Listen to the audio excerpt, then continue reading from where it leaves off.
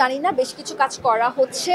আর রমজান মাসে কাজ করতে আমি একদমই পছন্দ করি না, কিন্তু আনফর্চুনেটলি এবার করতে হচ্ছে কাজ দর্শকদের কথা মাথায় রেখে। কিন্তু তার মধ্যে কতগুলো কাজ পরিচালকরা আনতে পারবে সেটা আসলে পরিচালক আর প্রযোজকরা জানেন, আমি জানি না। আমাকে দায়িত্ব দেওয়া হচ্ছে কাজগুলো করার, আমি সেটা করে দিই।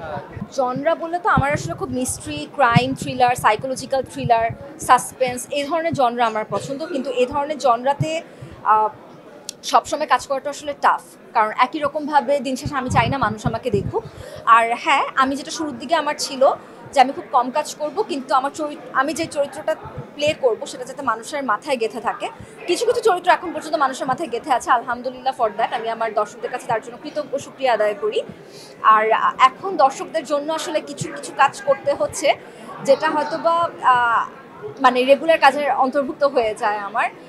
হয়তোবা আমি সেই কাজগুলো করতে অনেক যে পছন্দ করি তা না, কিন্তু দর্শকরা আমাকে দেখতে চাচ্ছেন, সেই জায়গা থেকে দর্শকদের একটু থাকে না যে ওনাদের আবদারটা রক্ষার্থে আর কি করা।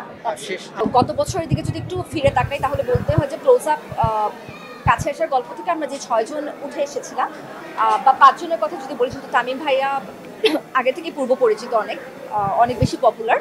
সেখান থেকে যদি আমরা আমাদের বাকি 5 জনের কথা বলি, আমার না খুব ভালো লাগে।